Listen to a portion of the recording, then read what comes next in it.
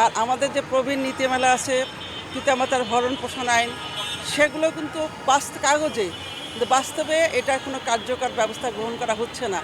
যার কারণে আজকে সমাজে বিভিন্নভাবে প্রতিনিয়ত কেন প্রবীণরা কেন তারা তো অন্য কোনো গ্রহ থেকে আসেনি, এটা তাদের সাংবিধানিক অধিকার, কিন্তু সেটাকে সুষ্ঠুভাবে বাস্তবায়ন করা হচ্ছে না।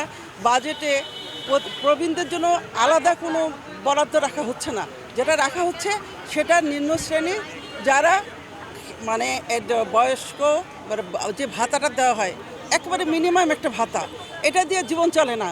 প্রবীণরা এই বয়সে তারা যে অসুস্থ হয় তাদেরকে হাসপাতালে আমাদের জন্য যদি প্রবীণদের জন্য যদি স্বল্প মূল্যে একটা প্রবীণ কর্নার রাখা হতো, তাহলে আজকে প্রবীণরা কিন্তু অসুস্থ হলে সেখানে হাসপাতালে তারা চিকিৎসা নিতে পারতো, কিন্তু সেটা করা হচ্ছে না। প্রবীণরা আজকে এই সমাজের মূল কারিগর হচ্ছে এই প্রবীণ জনগোষ্ঠী, কিন্তু একটা সময় এসে তারা সমাজ থেকে, পরিবার থেকে তারা বিচ্ছিন্ন হবে, তারা বৈষম্যের শিকার হবে, তাদেরকে বিভিন্নভাবে নির্যাতিত, লাঞ্ছিত করা হবে। এটা কোনোভাবেই গ্রহণযোগ্য না। আজকে এই দিবসটা আমরা চাই যে এই দিবসটার যে সচেতনতা এবং আপনাদের বিশেষ করে মিডিয়ার একটা গুরুত্বপূর্ণ ভূমিকা রয়েছে।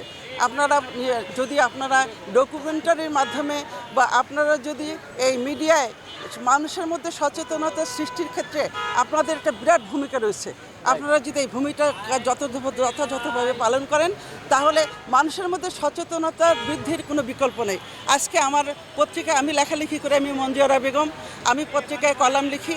আজকের আমার পত্রিকায় দৈনিক বাংলায় আমার লেখা আসছে এই প্রবীণদের যে আমাদের মধ্যে সচেতনতাটা তৈরি করতে হবে, যে কেন প্রবীণরা পরিবার সমাজে কেন নির্যাতিত হবে। এগুলো সন্তানদেরকে ছোটোবেলা থেকে যদি আমরা সেইভাবে গড়ে তুলি, তাদের মধ্যে যদি সামাজিক, মানবিক, ধর্মীয় মূল্যবোধটা যদি তাদের মধ্যে জাগ্রত করি, তাহলে কিন্তু আমরা প্রবীণরা আজকে সমাজে এভাবে নিপীড়িত, লাঞ্ছিত, নির্যাতিত হব না। কাজে আজকের যে দিবসটা 15 জুন, এটাকে আপনারা প্লিজ একটু ভালোভাবে হাইলাইট করেন এবং এটা আপনারা সবার মধ্যে ছড়িয়ে দেন।